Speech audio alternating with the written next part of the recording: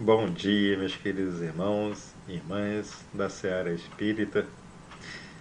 Hoje, dia 29 de janeiro de 2023, estamos aqui com a graça de Deus nos permitindo sempre esse enlaço maravilhoso de busca de compreensão do Espiritismo à luz do seu ABC. Então, esse nosso pequeno canal ABC da Ciência Espírita busca trazer então essas pílulas maravilhosas da compreensão da doutrina nos seus aspectos que formam a lei de Deus na relação dos seus fenômenos físicos e materiais, psicogênicos da alma e de todos os fenômenos da natureza. Meus caros irmãos, como sempre fazemos, abrimos a lição do livro Caminho, Verdade e Vida, de Chico Xavier, obra psicografada, ditada pelo nosso irmão Emmanuel. A lição, creio, mais uma vez nós abrimos ao acaso, veio ela, lição número 111, Orientadores do Mundo. Respondeu-lhes Jesus: És mestre em Israel e não sabes disto? João, capítulo 3, versículo 10. Essa passagem é de Jesus sobre Nicodemos. E diz Emmanuel: é muito comum nos círculos religiosos, notadamente nos arraiais espiritistas, o aparecimento de orientadores do mundo reclamando provas da existência da alma. Tempo virá em que semelhantes inquirições serão consideradas pueris, porque afinal esses mentores da política, da educação, da ciência estão perguntando, no fundo, se eles próprios existem. Bela lição, não? Orientadores do mundo, buscando aí mecanismos de entendimento da alma, tentando dissecar o corpo. E o Espiritismo vem trazer justamente uma mensagem clara e objetiva, com base na razão, a respeito de todos os fenômenos espirituais, todos os fenômenos físicos e psicossomáticos do homem e da natureza. O Espiritismo veio desvelar esse véu da ignorância e veio trazer novas revelações que possam dar curso e direção ao desenvolvimento de um novo caminho para a ciência. O Espiritismo não veio revelar questões que a ciência precisa passar.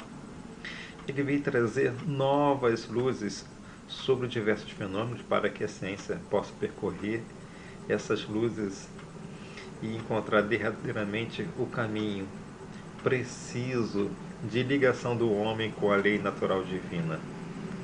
Senhor Jesus, agradecemos mais uma vez por essa oportunidade maravilhosa de estar aqui contigo, desfrutando as pequenas lições aos nossos amigos, que possamos todos nós estarmos juntos mais uma vez na orientação de si próprio.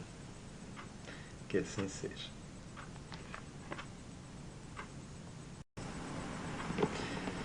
Então, meus irmãos, queridos irmãos, deixa eu tirar aqui.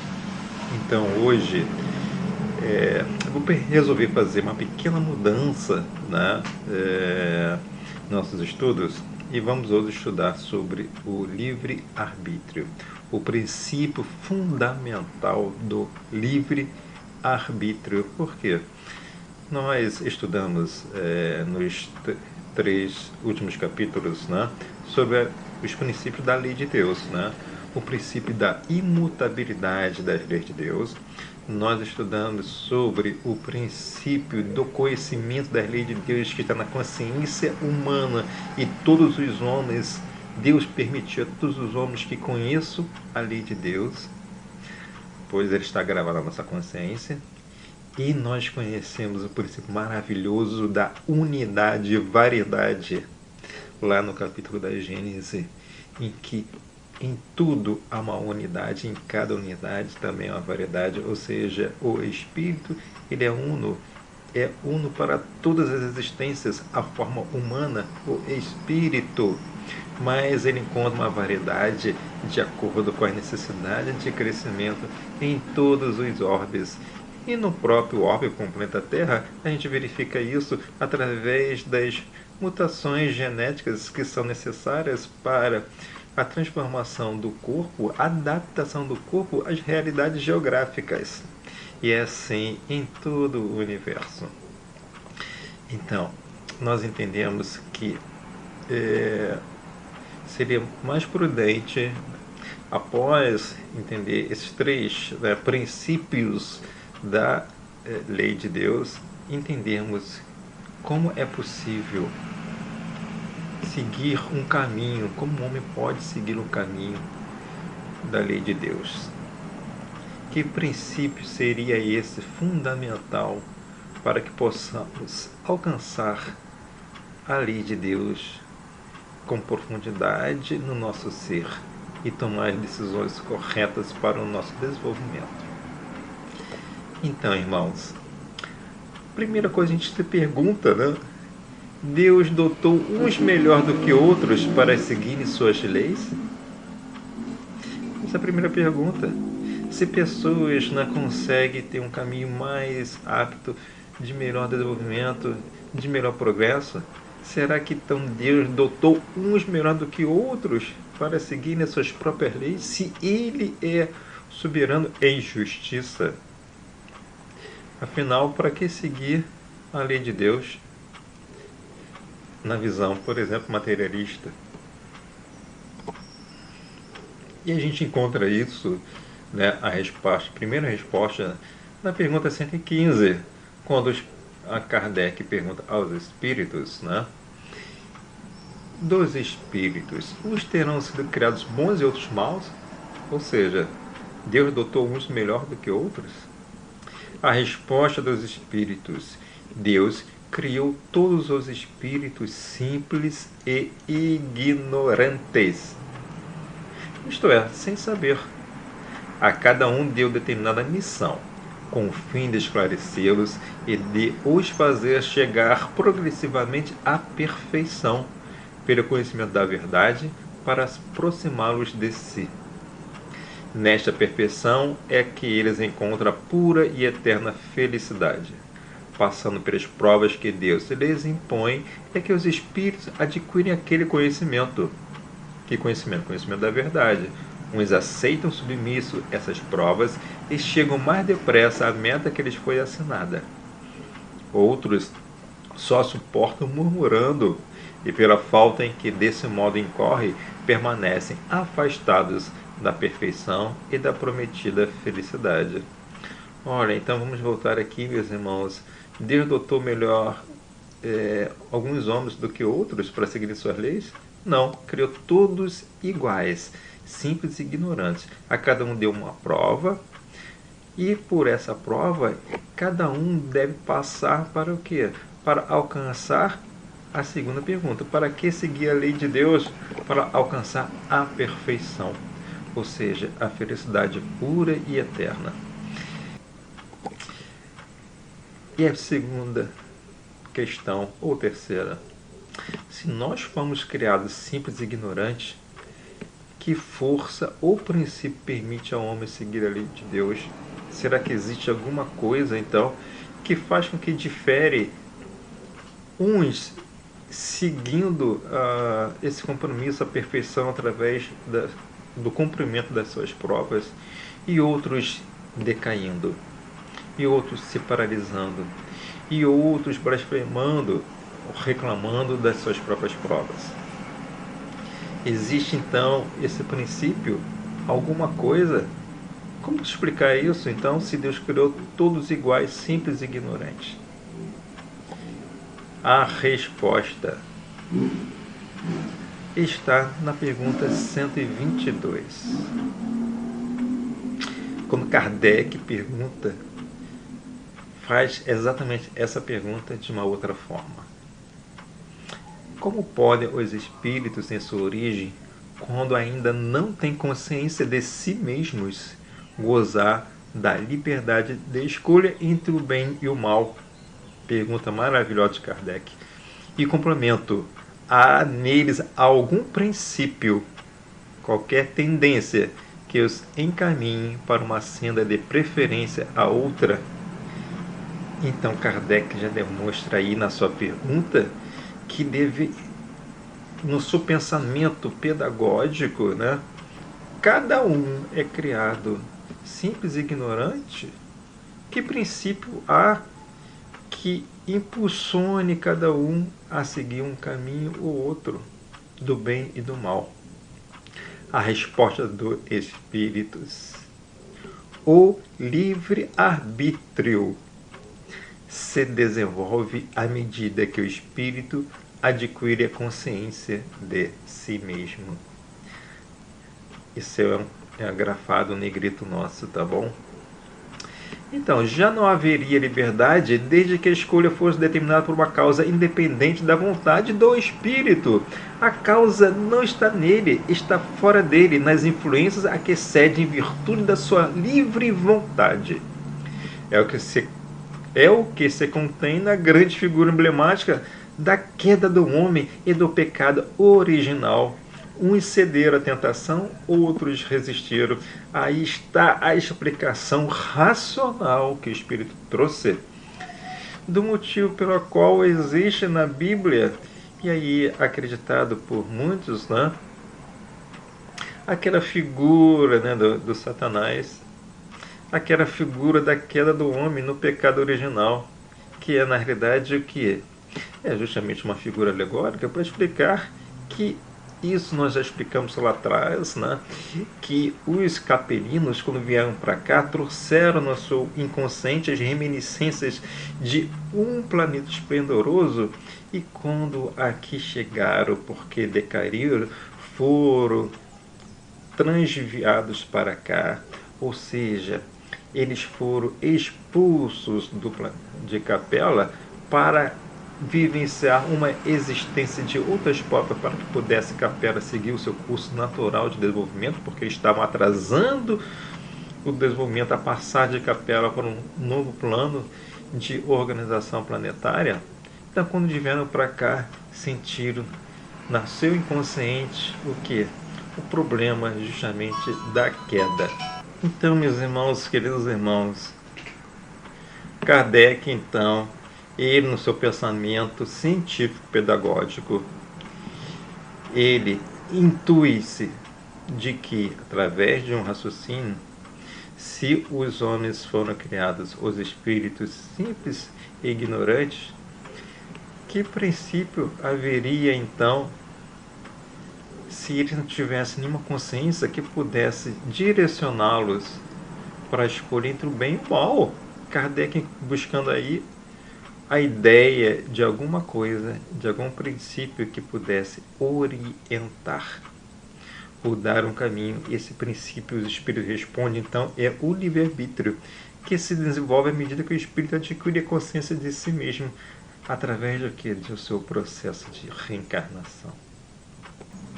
E aí a gente pode fazer a seguinte pergunta, então: será que todos nós precisamos errar para seguir a lei de Deus? Vocês compreendem essa pergunta? Se Deus nos deu um livre-arbítrio, é um princípio, então, para que possamos distinguir ou escolher, né? E através dele que vai se desenvolvendo, podemos maturar a nossa escolha. Será que a gente precisa seguir sempre o caminho do mal para poder acertar? Kardec faz a seguinte pergunta, muito mais precisa: todos os espíritos passam pela fieira do mal para chegar ao bem? A resposta: não. Nós não passamos pela fieira do mal, não precisamos passar, mas pela fieira da ignorância. Pergunta 120. Porque somos simples e ignorantes. Não necessariamente precisamos passar pelo mal. A nossa ignorância nos permite escolher, através das provas, o caminho do bem.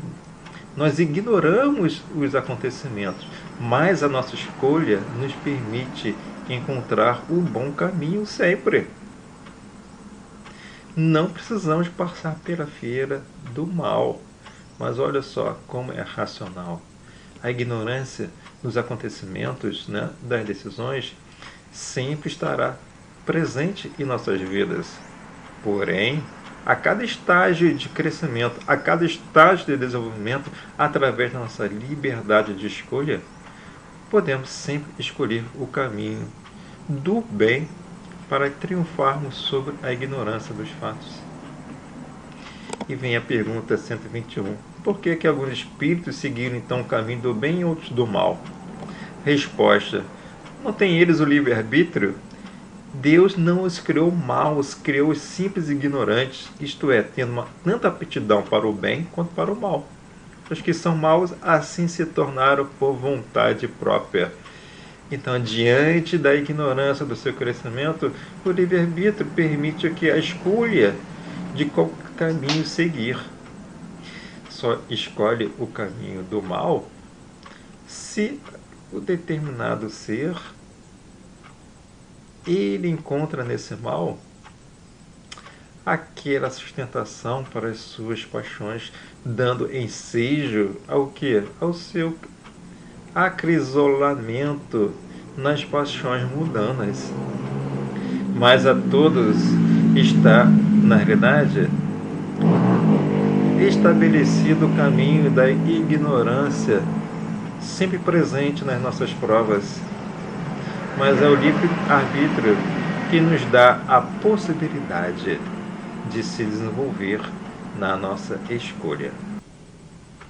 E a gente pode se perguntar, o que seria do homem sem o livre-arbítrio? Está na pergunta 843. Tem o homem o livre-arbítrio de seus atos? Os que têm liberdade de pensar, resposta do Espírito, é igualmente a de obrar. Sem o livre-arbítrio, o homem seria máquina.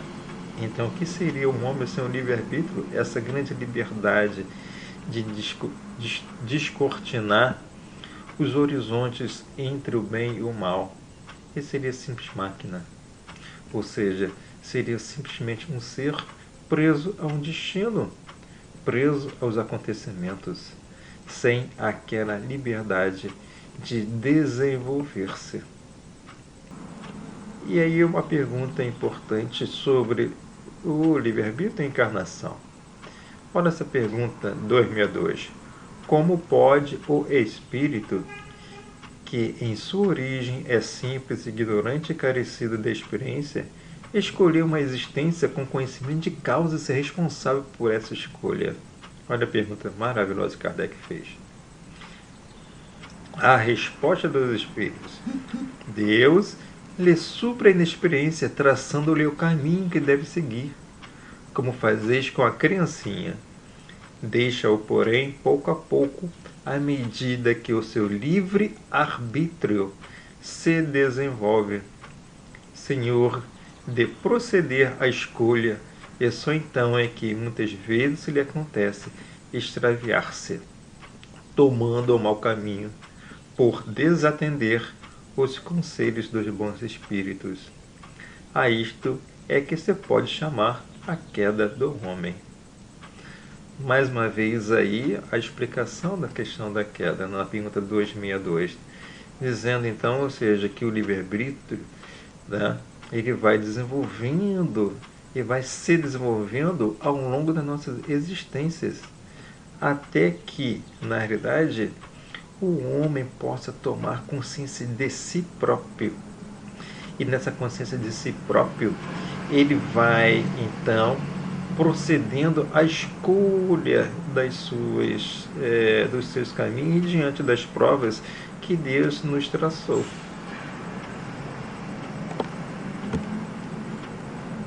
E aí, então, Kardec, na pergunta 872, na questão, ele faz a seguinte resumo, que também, olha só que interessante, né? A nossa querida irmã Sueli Caldas Schubert, no livro Entrevistando Allan Kardec, ela também traz, né, uma questão importante sobre o livre-arbítrio e traz justamente essa questão 872.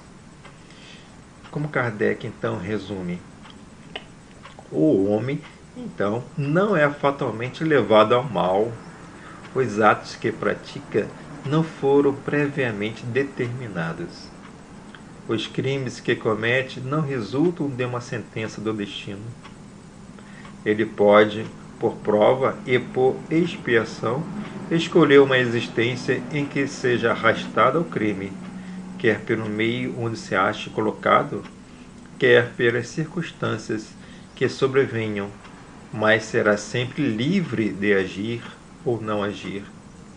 Assim, o livre-arbítrio existe para ele quando, no estado de espírito, ao fazer a escolha da existência das provas, e como encarnado, na faculdade de ceder ou de resistir aos arrastamentos a que todos nos temos voluntariamente submetido. Kardec, nessa questão, ele faz uma longa apreciação do que é o livre-arbítrio. E olha como ele resume, né? Ou seja, o livre-arbítrio, ele é a dupla faculdade, ou seja, na realidade, ele se apresenta numa dupla condição, digamos assim. O livre-arbítrio vai se apresentar como encarnado, ou seja, na decisão, nas escolhas a que nós, como seres encarnados, temos diante das provas, ou seja, decidindo entre o bem e o mal a cada circunstância da vida. Mas também o livre-arbítrio está na escolha das provas. E aí pode-se escolher, por exemplo, ser um assassino. Pode-se escolher isso, sim. Mas esse é o gênero da prova. Então, esse ser vai nascer no mundo entre pessoas, né, ou circunstâncias que levem a isso, mas o que? Estará sempre com o seu livre-arbítrio para decidir nessa prova. Pode decidir, por exemplo, né, ser rico, mas o seu livre-arbítrio vai determinar o seu arrastamento ou não a essa grande prova, a prova do luxo, a prova do desenfreamento diante das circunstâncias das paixões resultantes do dinheiro farto. Ou pode escolher como gênero a pobreza como espírito, e ao reencarnar passa a ser um ser murmurante, e aí cai na prova, por exemplo, do roubo, do furto. As circunstâncias existenciais nos permite sempre, então, o quê? Escolher, tomar a decisão do caminho, ainda que na espiritualidade nós escolhemos a prova, o gênero da prova que devemos seguir.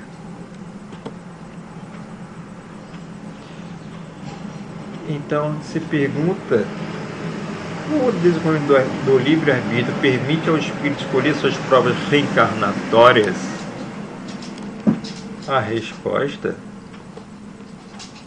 está na 258, complementando essa 872. Quando na erraticidade, antes de começar nova existência corporal, tem o espírito consciência e previsão do que lhe sucederá no curso da vida terrena? Resposta: ele próprio escolhe o gênero das provas, porque há de passar, e nisso consiste o seu livre-arbítrio.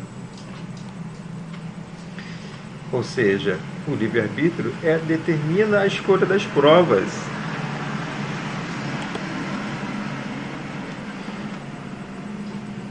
Pergunta: como se dá o livre-arbítrio na infância?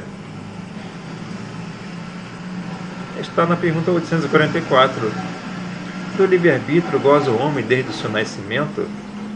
Resposta: a liberdade de agir desde que haja vontade de fazê-lo. Nas primeiras fases da vida, quase nula é a liberdade, que se desenvolve e muda de objeto com o desenvolvimento das faculdades. Estando seus pensamentos em concordância com o que a sua idade reclama, a criança aplica o seu livre-arbítrio àquilo que lhe é necessário. Ou seja, na infância é quase nula essa liberdade, mas passo a passo ela vai interagindo com as possibilidades de pequenas escolhas, em concordância o quê? Com a sua fase. E aí o que acontece? Ela vai desenvolvendo.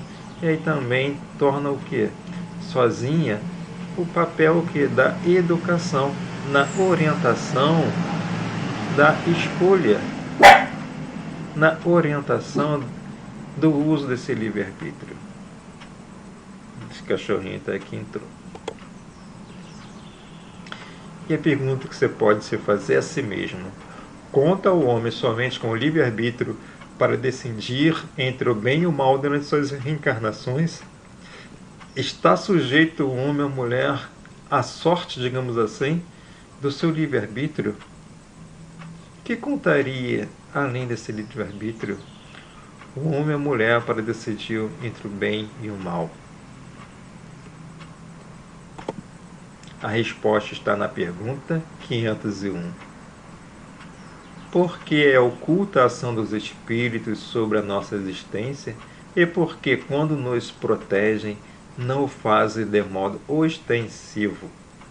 A resposta: se vos fosse dado contar sempre com a ação deles, não obraríeis por vós mesmos, e o vosso espírito não progrediria. Para que este possa adiantar-se, precisa de experiência, adquirindo-a frequentemente à sua custa. É necessário que exercite suas forças, sem o que seria como a criança a quem nem consentem que ande sozinha. A ação dos espíritos que vos querem bem é sempre regulada, de maneira que não vos tolha o livre-arbítrio. Porquanto, se não tivesses responsabilidade, não avançarias na senda que vos há de conduzir a Deus. Não vendo quem o ampara, o homem se confia às suas próprias forças.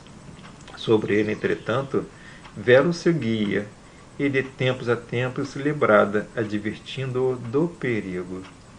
Então, diante das circunstâncias, dos acontecimentos, das provas existenciais, não estamos sozinhos somente à livre sorte do nosso livre-arbítrio.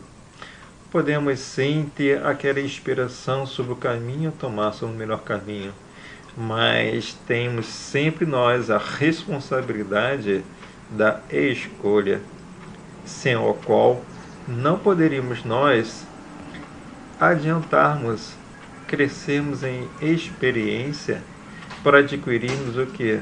Um caminho seguro de nossa própria perfeição. E aí você pode se perguntar, afinal, como o livre-arbítrio atua sobre o mecanismo do desenvolvimento moral e intelectual nas reencarnações? Está na pergunta 680. O progresso moral acompanha sempre o progresso intelectual? Decorre deste, mas nem sempre o segue imediatamente.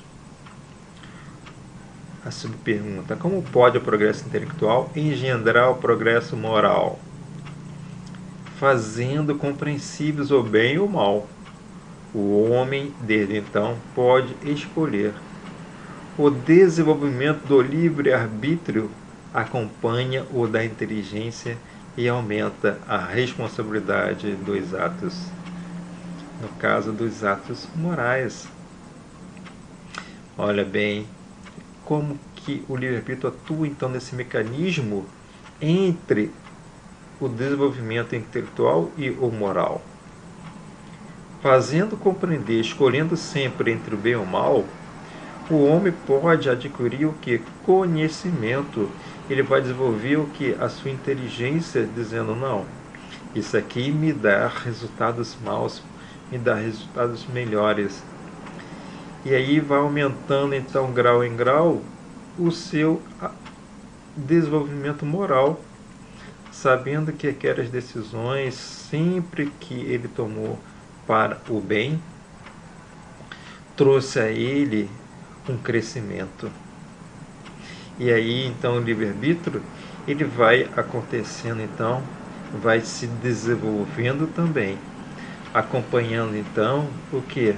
Sempre o desenvolvimento da inteligência, que consegue distinguir, tá certo? As decisões boas e mais, e aumentando sempre o que? A sua possibilidade também do seu desenvolvimento moral. Então, a pergunta que nós podemos fazer também é se existe algum elo entre livre-arbítrio e mediunidade. Para tanto, a gente vai recorrer aqui o livro Jesus do Evangelho, desculpa, à luz da psicologia profunda.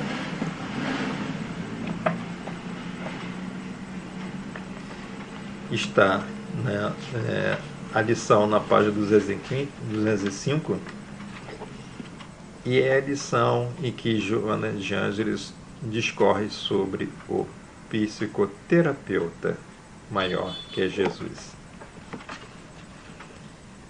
Diz ela na lição: inerente a todos os seres humanos, ele, Jesus, identificava a mediunidade, que é neutra em si mesma, podendo expressar-se no bruto, no perverso, no imoral, assim como no gentil homem, no missionário do bem, no abnegado ceareiro da luz, e estimulava a todos que mantivessem uma conduta saudável e vinculada ao Pai.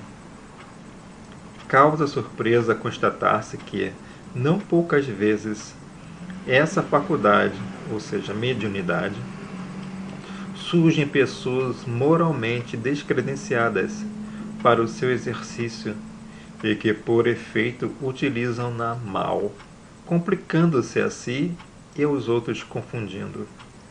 Sucede, porém, que a luz é oferecida a todos com igualdade de ensejos, cabendo a cada qual utilizá-la conforme lhe seja mais útil, assim gerando as consequências que advenham após a forma da sua utilização.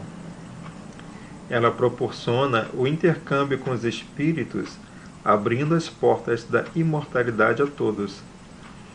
Quantos anelem por adentrar-se rumando na direção do infinito, e beneficiando-se das incomparáveis concessões que podem fruir. Assim, portanto, é concedida a todos os seres humanos, especialmente aos enfermos da alma, para que não se possam justificar de ignorância ante a causalidade da vida e a sua realidade após a morte. Por não ser uma faculdade que coloca a criatura em contato apenas com as virtudes dos céus, mediante a lei de sintonia, faculta o comércio emocional e o convívio com os espíritos que são semelhantes aos indivíduos que se lhes submete por comodidade ou desinteresse na mudança de hábitos. Graças a essa liberdade de escolha a respeito daqueles com os quais se podem ou querem comunicar, os portadores de mediunidade, cada um segue o rumo que melhor lhe apraz, aprendendo a conquistar, com as lições que recebe, o mais eficaz comportamento que lhe proporcione felicidade. Maravilhosa lição. Vocês veem que uma outra faculdade nessa lei maravilhosa, que é muito maior, a lei de Deus, permite ao homem amparar no seu crescimento para proporcionar o que? Um intercâmbio entre o próprio ser, né, e a espiritualidade, buscando o que? Melhorar as suas condições de aprimoramento e luta contra as provas. Mas a liberdade de escolha do uso da mediunidade cabe a cada qual, que determina daí, então, proporciona o seu caminhar, o seu uso para o progresso, ou não. Essa faculdade, portanto, que vem auxiliar também a nossa estada aqui na Terra, e todos nós possuímos, como bem disse aqui Joana de Ângeles, inerente a todos os seres humanos, podendo ser, né, expressar-se no bruto, no perverso, no imoral, assim como no gentil homem, no missionário do bem e no abnegado ceareiro da luz. A escolha de ser, do uso da mediunidade, continua dependendo de cada um. E por mais bruto que seja, se você escolher o uso da mediunidade para aplicar no caminho do bem, pode ensejar ali uma possibilidade do seu desenvolvimento e da sua melhoria. Bom, meus queridos irmãos, minhas queridas irmãs, muito obrigado por estarmos aqui presentes nesse estudo maravilhoso sobre o princípio do livre-arbítrio, como foi dito lá atrás, na pergunta essencial que Kardec fez. Como poderia haver para o homem ou a mulher uma possibilidade de execução ou tomada de decisões de escolha se nós somos sempre simples e ignorantes? E os espíritos então discorrem sobre a importância desse princípio que é o livre-arbítrio que Deus nos proporcionou para o nosso desenvolvimento. Meu caro irmão, minha cara irmã, estaremos aqui sempre domingo às 8 horas. Nós pedimos encarecidamente que possa divulgar, ainda que se não concorde com tudo, é importante sua discordância. Por quê? Porque nós aqui estamos trazendo reflexões, estudos e reflexões que advêm do nosso desenvolvimento, do nosso olhar, da nossa experiência, mas está em prova para a razão. Como nós vimos, né, um dos princípios básicos do Espiritismo é a causa inteligente, é o uso da razão. Então, maravilhoso é a possibilidade de conversarmos, de refletirmos juntos e expandirmos-nos em inteligência, em desenvolvimento intelectual. Está na razão da nossa escolha do livre-arbítrio decidirmos se a nossa crítica é de aprimoramento ou é de rebaixamento. Vai depender de cada um, vai depender do seu uso do seu próprio livre-arbítrio. Muito obrigado por estarmos aqui e estamos aí nos defrontando com o mês de fevereiro. Que você tenha, né, tido capacidade de entrar nesse ano cumprindo a sua jornada em janeiro. Que se defronte para você mais um mês de novas conquistas e de desenvolvimento pleno das suas provas através das escolhas sempre no bem, usando o seu livre-arbítrio para se desenvolver, para crescer e aprimorar o seu ser. Que assim seja.